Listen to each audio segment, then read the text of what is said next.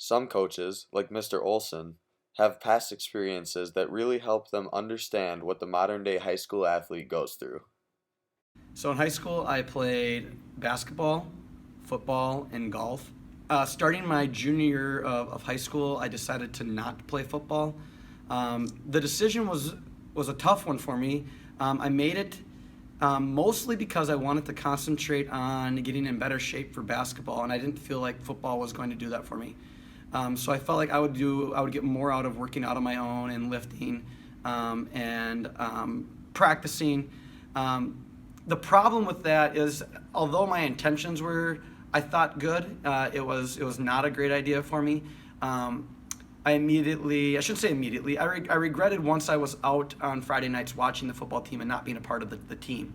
And there are aspects of football practice that I didn't enjoy, but I know that the positives far outweighed the negatives, and I going through that junior year was hard for me. And then my senior year, my decision was already made because of my junior year. I didn't feel like I could go back and join after taking a year off and how far behind I had gotten.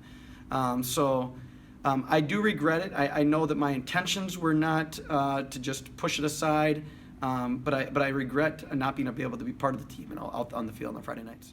Coaching in the summer and being an athlete in the summer is kind of an interesting dilemma at times.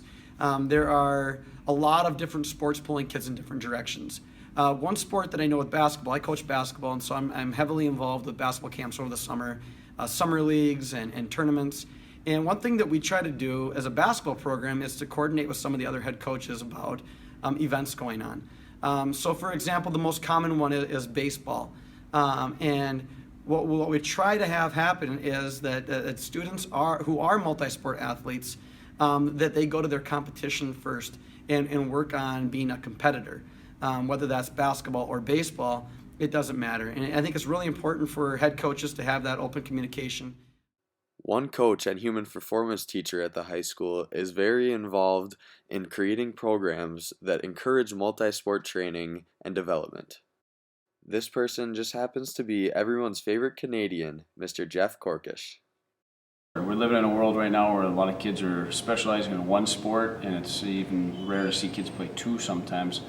I grew up in a time when it was very common. Coaches had a little bit more forgiveness for kids. I grew up and we played 5 sports in high school. A lot of times I'd be playing hockey and then also be playing in our badminton season. Now in Canada we had different sports, of course, but we had badminton as a high school sport and hockey was a community sport, and we were allowed to, if we had to miss practice to go play in a game for a different sport, it was totally acceptable. Baseball season, all the baseball players were also track athletes. So our baseball coaches would communicate with the track coaches, and we would play baseball around track and vice versa. So 5 sports is pretty common for us, and if at the last minute a coach needed a player to jump into a game and he wasn't even part of that team, it was all okay. Here at Hastings High School, we developed a program probably about 10 years ago. We changed our HP program, basically the PE program, physical education program. We called it human performance. And over the years, we have continually just added things, subtracted things. We're always trying to develop the kids in a better way, making sure that they understand that specialization in training isn't needed at this age. They just need to lift and train and basically improve their fitness level as an athlete. So when people always ask us, well, do you train them like hockey players? Like, no, we train them like athletes. And I think even at the college level, you talk to strength and conditioning coaches there, you can specialize a little bit for different sports, but a lot of it's the same. You're trying to make them great athletes, and if you can do that, you win. I really believe when we were kids and we played, 90% of the time we played was without organization, without parents, without rules, without referees. It was all creative, fun play. 10% of that was done with referees and coaches and whatnot. Today, I think it's almost reversed. I think kids play with a coach and a parent and a referee 90% of the time, and 10% is played on their own with no rules. And if you ask a kid what they want to do, well, it's always going to be without parents, without organization, without referees.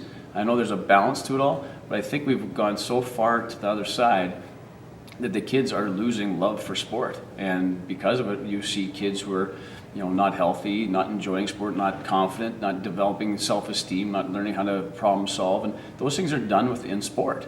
So sometimes the best development is done just out of kids' creativity and fun. I think that organized sports is wonderful. I don't ever want to take it away from it because I do see a whole lot of value in organized sports. I just don't think the balance is where it's supposed to be right now. And I see that because of our participation numbers. If you look at the amount of kids that we have in communities, the amount of kids who start playing youth sports, and then the amount of kids who play sports in high school, it's disturbing. It's very disturbing. It's gotten so bad that in middle school and elementary school, you see kids that don't play sports at all. And there's just, we worry too much about scholarships, which most people will never even have a chance at. We worry too much about winning, which kids, obviously through a ton of research, if you read the research, kids don't care if they win. It's way down the list. When you do find out how much they want to win, it's not one of the most important things. It's way down the list. They care about having fun, being with their friends, making memories, laughing, joking, all the memories. Sometimes kids need to remind parents that that's what sports are about. Parents need to, I think, just simply wake up right now because we're missing the boat. For quite a few years, we've been designing hockey programs since I was the high school hockey coach and working with a bunch of other people to develop our program for the summer. And over the last few years, we've been going back to what we believed in, which is multi-sport athletes, and making sure that we were in charge of kind of instilling some of those concepts into the program. So not only when we do our hockey program, we also have multi-sport involved in that. So our kids come in and they skate for an hour in our hockey camp, but at the same time, we also introduce them to a fitness instructor who shows them all kinds of things on balance and core strength and training and things like that. We also have some dryland stuff, but the most important thing, which the kids all love and they come back for all the time, is the multi-sport part of the camp where they get a chance to work with different instructors on learning how to play tennis. They play team handball, they play wiffle ball, they play kickball. The kids get to make up their own games. They still get to go back and they play capture the flag. So those are the games that the kids have shown us that they absolutely love. When we ask the kids what they love most about hockey camp, very rarely does a kid ever say the hockey part. It's always the being outside where there's a lot less rules, there's a lot less instruction, and it's a lot more fun free time with their buddies. And that's the part that they love the most. And through doing that in camp, I really turned and looked at that and said that we need to start thinking about doing multi-sport in all areas of our sports. Why not have a hockey season or a baseball season or a basketball season filled with introduction to other sports at the same time? Play basketball 3 times and then take a day off to do something else. Go skiing, go downhill skiing or alpine or Nordic or cross country or any of those types of different things. Try something different.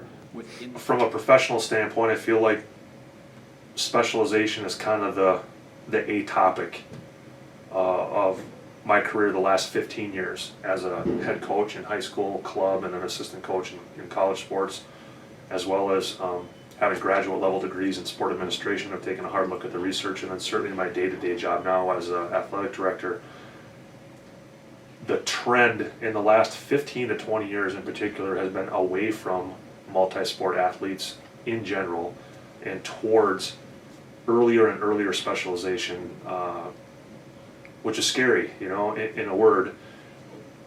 Why would we want to limit a young person's opportunities to try different things, especially at the age of 8, 10, 12, 14, when, they're just trying to learn who they are and kind of where they fit in the world and what they're passionate and excited about. Why would we want to force feed that decision down into a stage when, among other things, especially when you take a look at, competitive athletics, we can't predict anything, genetically or physically or emotionally about where a student athlete will be at 15 based on what we see them doing at 8. It's impossible. If we could, the Boston Red Sox and Cleveland Cavaliers would be down investing into our 9 and 10-year-olds, but that's a fool's errand. You can't predict anything. So I do think that it's disappointing that parents and or coaches at those younger levels will put that kind of pressure on. I think you have to back up and ask why, right? Why are people choosing less? This is an adult-driven problem, there's no doubt. And we have a youth sports industry that is a multi-billion-dollar industry today, on the one hand. We have an element where, sports has such a stronghold in our culture, and in a lot of ways that's a very positive thing, but it's not without its challenges and concerns.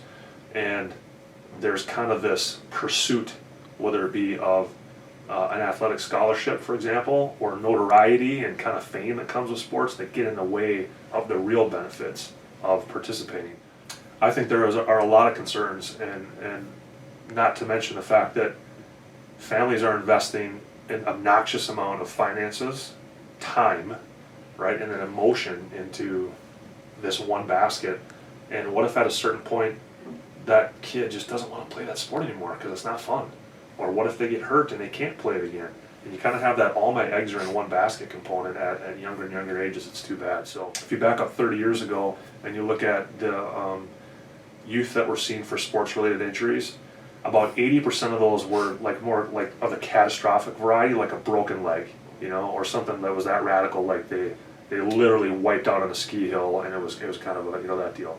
And about 20% were overuse, kind of a joint injury, in the shoulder or the elbow.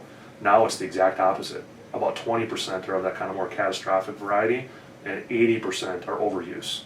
Kids' elbows, needing Tommy John surgery when they're 16, right? Or we have hips and knees of athletes that are worn down due to too much repetition and too much focusing on one thing. So I've never seen an issue where all of the research, whether you're looking at sports medicine professionals, post-secondary collegiate institutions, athletic directors, coaches, things like that, everything tells us that specialization at younger ages is a bad thing. Everything. Yet all of our choices are over here. It's fascinating. It's really a kind of a radical social experiment that I hope we can get our heads around. So what do we do about it? I think you have a few things. One is education. We need to make sure that parents of 3 to 5-year-olds have the kind of education that we kind of hope that our high school parents have. By the time a kid's in 10th, 11th grade, it's too late to educate someone on the benefits because they've already made all their choices. The second thing is we need to rally around a lot of the strong pillars that we've had, for example, in this community of Hastings that has forever supported multi-sport athletes. Recognize that those students typically are more well-balanced emotionally, they have stronger connections to multiple peers and adults, they perform better academically, they have better attendance, all those type of things by being a little bit more well-rounded. We need to celebrate those kids and those programs and try to find additional ways to get more kids engaged. What I would tell a parent or a student athlete is this: do not specialize before you're 14, 15 years old at the earliest. Take as many opportunities as possible to try different things, kind of from season to season or year to year, while at the same time making sure that you build in literally an off season where you're not on a team and you're not doing any organized training. I mean, most people's heads will spin right now just suggesting that because their kids are they're going all the time.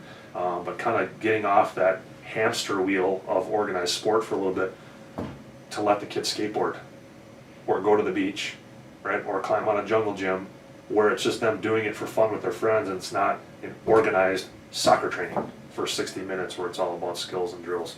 So sample, try different things, get educated about specialization, encourage your kid to stay in multiple things until at least 15, and that's kind of where I would start with it. Overall, we've realized that there's not necessarily a right or wrong answer, but multi-sport participation seems to have much more upside and benefits associated with it than specialization. To us, specialization comes with too high of risk and not nearly enough reward. From all of us here at Student Sports Directors Productions, thank you for watching.